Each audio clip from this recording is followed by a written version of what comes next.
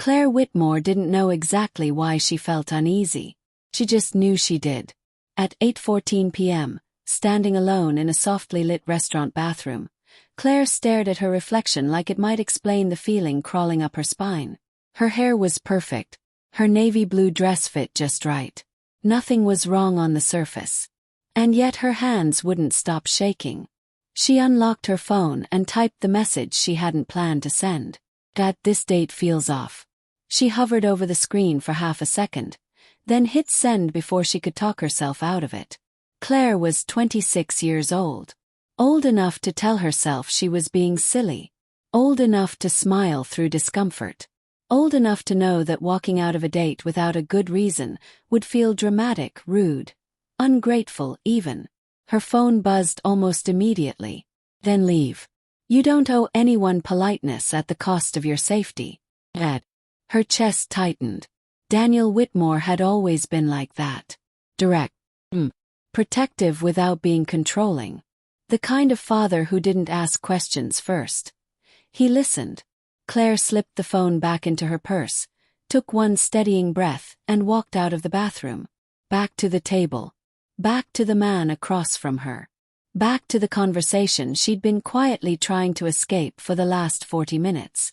She smiled when he looked up. The polite kind. The automatic kind. But she didn't notice that someone else in the restaurant had been watching her long before that moment.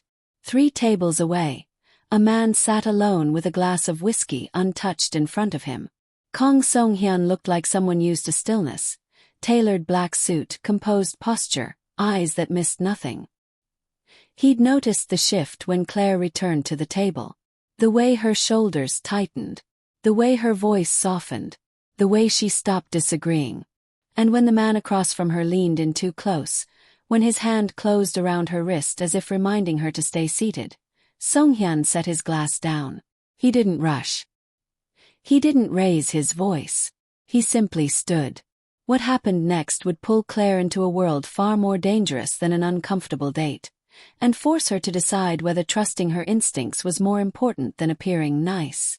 But to understand why that single text to her father mattered so much, you have to understand the girl Claire had been taught to be. Long before she ever sat down at that table. Claire Whitmore had told herself this was just nerves. The restaurant was exactly the kind of place she usually liked. Low lighting, soft jazz humming through hidden speakers, candles flickering between polished wine glasses. The kind of place where nothing bad was supposed to happen. The kind of place where discomfort could be explained away as imagination. Her date talked easily, confidently, as if he'd done this 100 times before. He spoke about work, about a promotion that was basically guaranteed, about the people he knew and the places he'd been. He smiled when she smiled. He nodded when she spoke. And yet something felt off. It wasn't anything he said. It was what he didn't ask. The way his eyes lingered a second too long when she paused. The way he corrected small details. Her drink order, the story she told about her job, like he was smoothing her into a version that made more sense to him. Claire shifted in her seat, crossing and uncrossing her legs beneath the table. She took a sip of water she hadn't ordered herself. Her shoulders felt tight, as if she'd been bracing for something without knowing what. "You're quiet," he said, smiling. "Not curious. Observant." "I'm just tired," she replied automatically. It was the answer she always gave when she didn't want to explain herself. He leaned back, studying her. "Long day." Something like that. The waiter arrived, placing plates between them. Claire barely noticed the food. Her appetite had disappeared somewhere between the first compliment and the third interruption. She told herself to relax, to stop scanning for problems, to enjoy the evening like a normal person. But the feeling didn't leave. It grew heavier instead, an awareness she couldn't name, like standing too close to the edge of something without realizing how far down it went. When he reached across the table to adjust her napkin without asking, Claire flinched before she could stop herself. He laughed lightly. "Relax. I'm just helping." Her chest tightened. "I'll be right back," she said, pushing her chair away. "Restroom." She didn't wait for his response. Inside the bathroom, The door closed with a soft click that sounded louder than it should have. Claire stepped up to the sink and stared at her reflection. Her makeup was flawless. Her expression was not. Her eyes looked alert in a way that had nothing to do with interest. "You're fine," she whispered to herself. But the words didn't land. Her phone felt heavier than usual in her hand. She unlocked it, thumb hovering over her contacts, knowing exactly who she was about to text before she allowed herself to think it through. This date feels off. She stared at the message once it was sent, her heart pounding as if she'd done something reckless, dramatic, unnecessary. The reply came faster than she expected. "Then leave. You don't owe anyone politeness at the cost of your safety." Claire closed her eyes. For the first time that evening, the feeling in her chest wasn't unease. It was relief. Claire stayed in the bathroom longer than necessary, letting the quiet settle around her. The hum of the lights, the faint clink of glasses from beyond the door, the steady rhythm of her own breathing.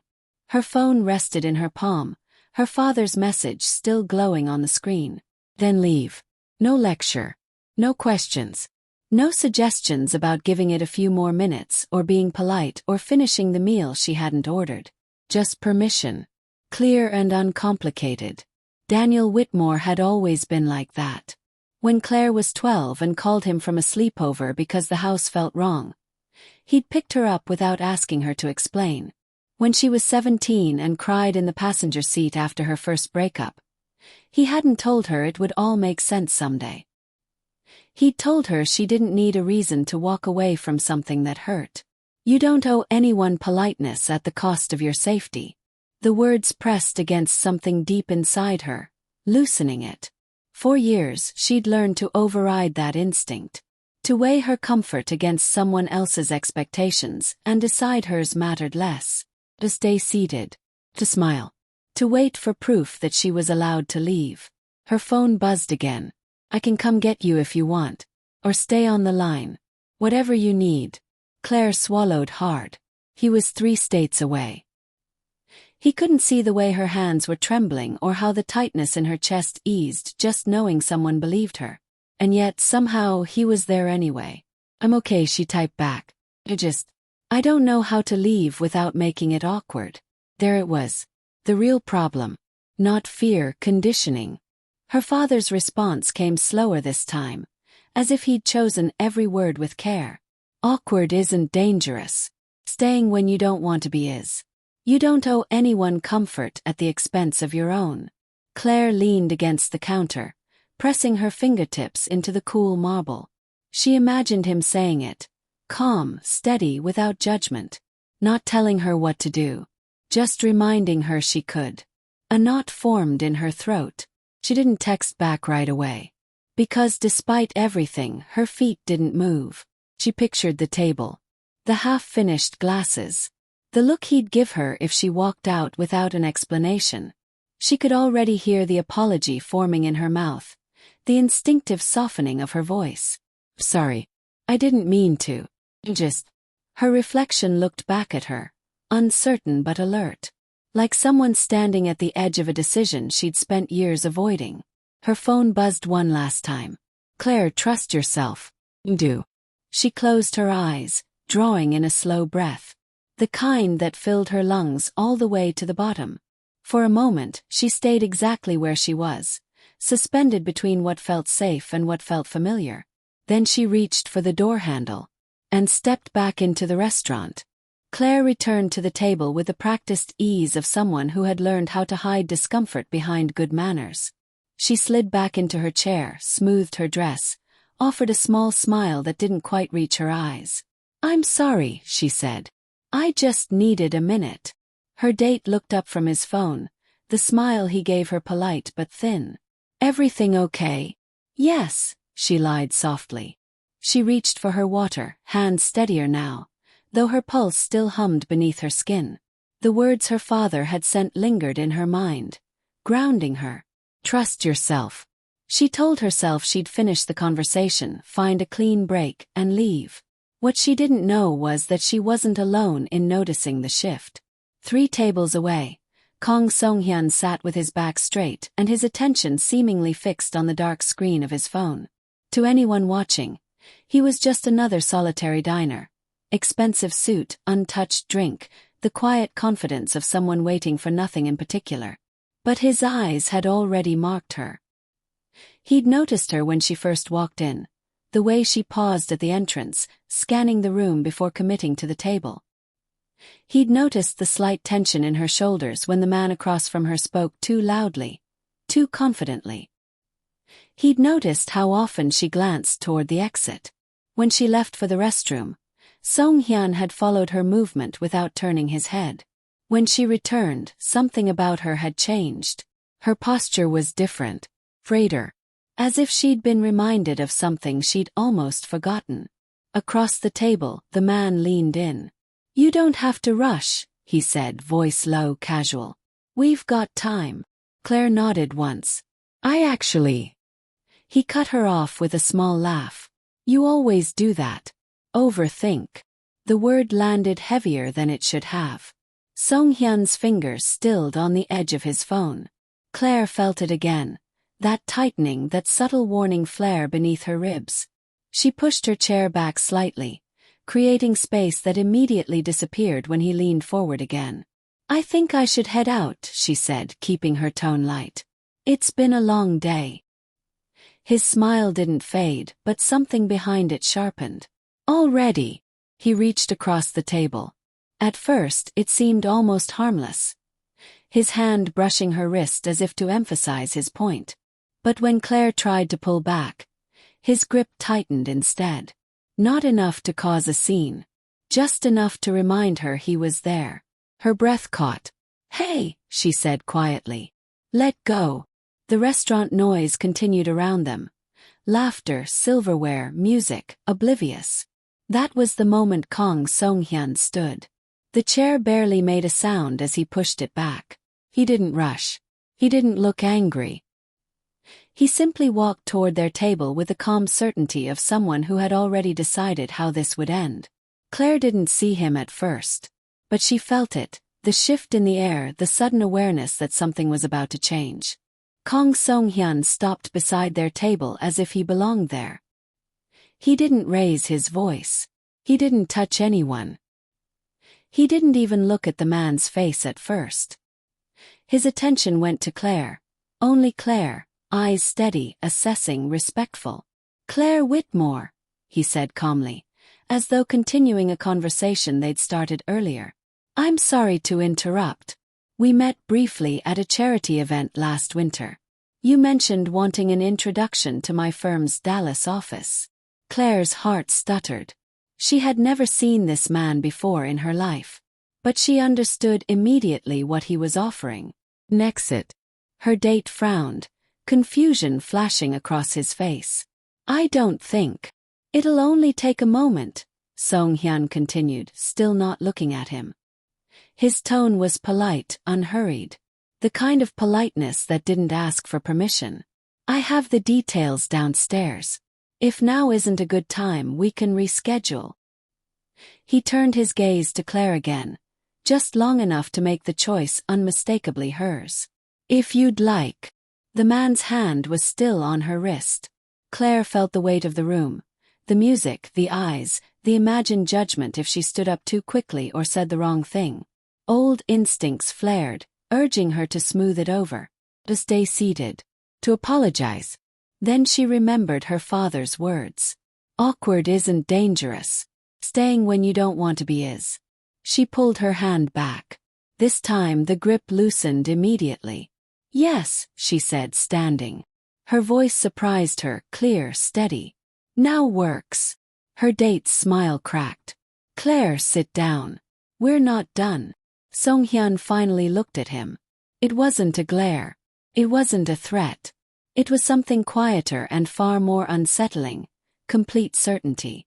"She's finished," he said simply. There was a pause. A fraction of a second where the man seemed to calculate his options, measuring pride against whatever he saw in Song-hyun's expression. He leaned back, releasing the space he'd been holding.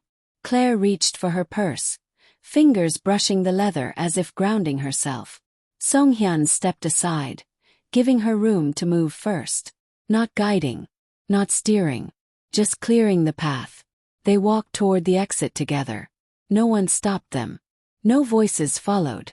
The restaurant swallowed the moment as if it had never happened. Outside, the night air felt cooler, cleaner. Claire drew in a breath she hadn't realized she'd been holding and felt something in her chest loosen for the first time all evening. Song-hyun paused on the sidewalk, keeping a respectful distance. "I can call you a ride," he said. "Or walk you to your car. Whatever you prefer." There it was again. Claire nodded, her hands finally steady. "Just thank you." He inclined his head slightly, as if gratitude were unnecessary. "You did the right thing," he said. "You listened." As they stepped away from the restaurant, Claire glanced back once. Table. A door. The version of herself who might have stayed. Then she turned forward and kept walking. They walked in silence for half a block before Song-hyun spoke again. "There's a cafe still open on the corner," he said. "Well lit. Public. If you'd rather not be alone yet." Claire appreciated that he framed it as an option, not an assumption. Her pulse had slowed, but the night still felt sharp around the edges. "That would be good," she said. They took a small table near the window. The barista brought tea without asking too many questions. For a moment, neither of them spoke. Claire wrapped her hands around the warm cup, letting it anchor her. "You handled that well," Song-hyun said at last. "Most people don't realize they're allowed to leave." She gave a faint smile. "I almost didn't." "I know." That caught her attention. She looked at him fully now. His composed posture, the careful distance he kept, the way his eyes stayed attentive without pressing. "You knew." "I recognized the signs," he said. "People learn to mask discomfort. But the body doesn't forget." Claire hesitated. "You didn't have to step in." "No," he agreed. "But I chose to." He reached into his jacket and set a card on the table between them. It was simple. Heavy stock. A name and a number. No title. "Kong Song-hyun," she read softly. "There's something you should know," he said, not rushing. "About me. About why that man listened." Her fingers tightened around the cup. "I was wondering. My family runs a large import-export operation," he began. "Most of it is legitimate. Some of it isn't. Influence travels faster than paperwork in certain circles." He met her gaze, unflinching. "I don't use that influence casually. And never without consent." She searched his face for bravado, for pride. Found neither. "I didn't touch him," he continued. "I didn't threaten him. I made it clear the situation had ended. That's all. And if he hadn't listened, then I would have ensured you left safely," he said. And stopped there. The clarity of that boundary settled something in her. "Why tell me this?" "Because you deserve to know who stood beside you," he said. "And because power without transparency is just another form of control." Claire considered the weight of his words. The world he described sounded dangerous, yes, but also deliberate. Contained. "I'm not asking you for anything," Song-hyun added. "No gratitude. No time. No trust you haven't chosen." He nodded toward the door. "If you want to go home, I'll make sure you do. If you'd rather call someone, I'll wait."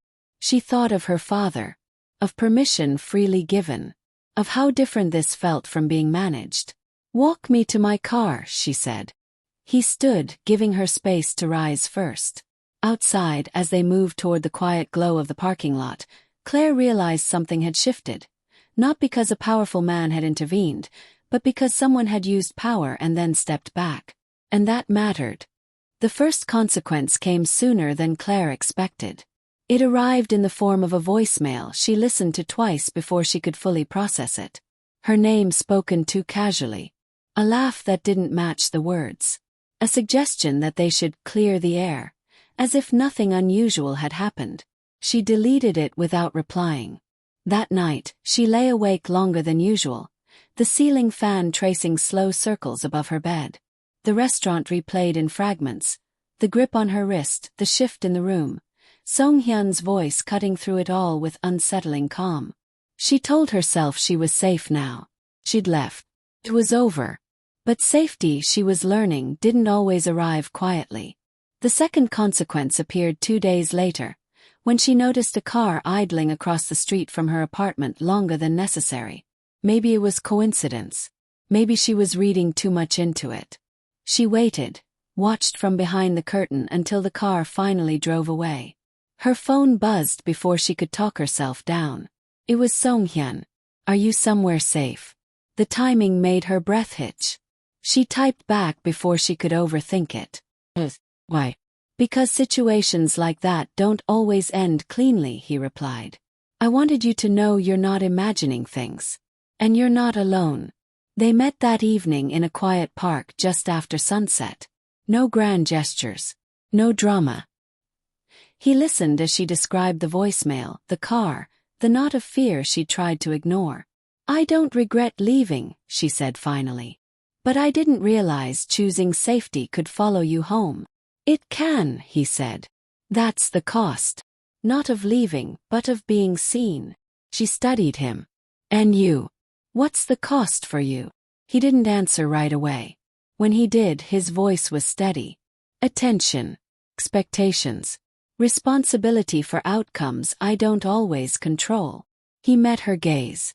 "Which is why I draw lines. Clearly. Early. And stepping in for me crossed one." "Yes. Why do it, then?" "Because power that never intervenes becomes complicity," he said.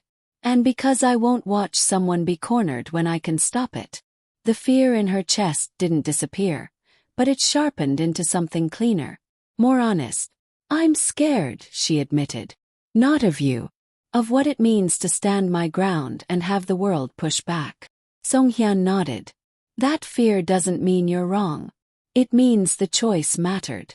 She exhaled slowly, feeling clarity settle beneath the unease. "I don't want to be protected if it costs me my voice." "Then don't give it up," he said. "I won't take it." They sat in silence as the sky darkened, the city's sounds distant and muted. Claire realized she wasn't afraid of the danger itself. She was afraid of returning to the version of herself who would have stayed. And she knew with sudden certainty that she wouldn't. Claire called her father the next morning. Not because she was in danger. Not because she needed advice. But because she didn't want to carry the weight of the last few days alone. Daniel Whitmore answered on the second ring. His voice warm and unhurried. "Hey, kiddo." She closed her eyes at the sound of it. "Hi, Dad." They talked first about nothing. The weather, the neighbor's dog that still barked too much, the way mornings felt quieter than evenings. It was how he always did it, easing into the important parts without forcing them open. Then Claire told him everything. About the way the date had shifted. About the hand on her wrist. About the stranger who intervened with calm authority instead of anger. About Kang Song-hyun and the truth he'd offered without excuses or pressure. About the voicemail. The car across the street. The fear that had followed her home. Daniel didn't interrupt once. When she finished, there was a long pause on the line. Not the kind that made her nervous, the kind that meant he was thinking. "Are you safe right now?" he asked finally. "Yes. Do you feel like you made the right choice?" Claire didn't hesitate. "Yes." "Then I'm proud of you." The words landed softly but firmly, settling something in her chest. "I need to say something," Daniel continued. "And I want you to hear it clearly." His tone shifted, not stern, just honest. "I can't protect you from everything. And I won't pretend I'm not concerned when you tell me someone you met has that kind of power in his life." Claire swallowed. "I know. But concern isn't the same as control," he said. "My job isn't to decide who you trust. It's to make sure you trust yourself." She felt tears prick at her eyes. "I raised you to listen to that quiet voice that tells you when something isn't right," Daniel went on. "The one you texted me about. You listened to it. You left. And now you're choosing how much space you give the aftermath. That's not recklessness. That's adulthood." She let out a shaky breath. What if it gets harder? Then you call me, he said simply. Not so I can tell you what to do, but so you don't have to think you're alone while you're doing it. Claire pressed her fingers into the couch cushion, grounding herself. You're not telling me to walk away. No, Daniel said. I'm telling you to keep paying attention, to how you feel around him, to whether your voice stays yours. The moment that changes, I want you gone. She smiled through her tears. That sounds like a rule. That's a boundary, he corrected gently. You're allowed to have them. They sat in quiet for a moment, the kind that felt full instead of empty. Thank you, Claire said, for listening. Daniel chuckled softly. Always, kiddo. Just promise me one thing. What? That you keep choosing yourself first. No matter who's standing next to you. I promise. When the call ended, Claire set her phone down and realized something important had shifted. She wasn't being pulled forward or pushed back. She was being trusted. And that trust felt like the strongest protection of all. Claire noticed the change in herself in small, ordinary moments. At work, when a colleague interrupted her mid-sentence, she didn't soften her voice to regain the floor. She simply continued. When a client pushed for a timeline she knew was unrealistic, she said no without padding it with excuses. The world didn't collapse. No one punished her for it. That surprised her more than anything. The real test came 3 days later, when her phone lit up with a number she hadn't saved but recognized instantly. She stared at the screen until it stopped ringing, then set the phone face down on the table. A minute passed. Then another message appeared. We should talk. No hard feelings. Think you owe me that. The old version of Claire would have typed back immediately. Would have worried about being unfair, about leaving things unresolved, about whether silence made her the villain in someone else's story. This time she felt something different. Not fear. Not guilt. Clarity. She picked up her phone and typed a single sentence. I don't owe you access to me. Please don't contact me again. No apology. No explanation. No soft landing. Her thumb hovered for a moment out of habit. One last chance to add a smiley face, a qualifier, a justification. She sent it as is. The response came fast. Defensive. Dismissive. Predictable. Claire didn't read past the first line. She blocked the number and set the phone down, her hands steady. Later that evening, she met Song-hyun for a walk along the river. The air was cool, the city lights blurred across the water. They walked side by side, not touching, comfortable in the quiet. I drew a line today, she said eventually. He glanced at her, attentive but not intrusive. How did it feel? Uncomfortable, she admitted. And right. He nodded. Those two often travel together. She smiled faintly. I didn't explain myself. I didn't apologize. You don't need forgiveness for protecting yourself, he said. Claire slowed her steps, considering that. I think I used to believe comfort was proof I was doing the right thing. And now I think comfort was just the reward for staying small. They stopped at the railing, the water moving steadily below them. Claire rested her hands against the cool metal, grounding herself in the moment. I don't know where this goes, she said quietly. With you. With all of this. Song-hyun didn't rush to reassure her. Neither do I. But, she continued, meeting his eyes, I know what I won't do anymore. I won't stay somewhere just because leaving feels inconvenient. I won't explain my instincts to make them acceptable. And I won't apologize for choosing myself. Something like respect flickered across his face. Not surprise. Recognition. Then whatever you choose next, he said, it will be yours. As they resumed walking, Claire felt the weight of that truth settle into her bones. She wasn't braver because fear had disappeared. She was braver because she'd stopped letting fear decide for her. And for the first time that felt like enough. Claire didn't think of herself as fearless. Fear still showed up, in unfamiliar rooms, in raised voices, in the quiet moments before making a choice that couldn't be undone. The difference was that fear no longer decided for her. She noticed it the next time she was invited out weeks later. Casual drink with someone new. Harmless on paper. Nice enough messages. Nothing obviously wrong. Halfway through the conversation, the same subtle tightening appeared. Not danger. Not alarm. Just that quiet internal resistance she'd learned to ignore for most of her life. So she didn't. "I'm going to head out," she said calmly, standing before the feeling had time to negotiate with her manners. The man blinked, confused. "Already?" "Yes." No explanation followed. No apology. No promise to reschedule. She walked away before doubt could catch up, heart steady, steps unhurried. Outside, the night felt open instead of threatening. She smiled to herself, not because she'd avoided something terrible, but because she hadn't waited for proof that leaving was allowed. That was the change. Strength she was learning wasn't endurance. It wasn't staying quiet until things became unbearable. It wasn't collecting reasons to justify your instincts. Strength was leaving early. It was trusting the first signal instead of the final warning. It was choosing agency over appearance, clarity over comfort. With Song Hyun, the shift was quieter but just as real. Their conversations deepened, not through intensity but through mutual restraint. He never pushed, never tested, never asked her to prove trust by surrendering it. When she set boundaries, he respected them without negotiation. And that, more than anything, told her who she was becoming. She still called her father often, sometimes to talk, sometimes just to hear his voice. He never asked if she was being careful in the way that meant fearful. He asked if she felt like herself. "I do," she told him one evening, standing on her balcony as the city lights flickered on below.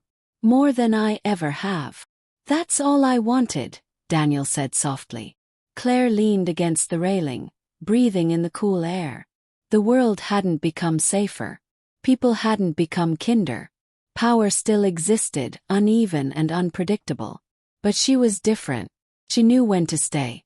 She knew when to leave. And most importantly, she trusted herself enough to do both without regret. Walking away early wasn't weakness. It was wisdom. And for the first time, Claire understood that safety wasn't something given by others. It was something she built, choice by listening to the quiet voice she'd finally learned to honor. She turned back inside, closing the door gently behind her, and carried that strength forward, steady, unspoken, and entirely her own.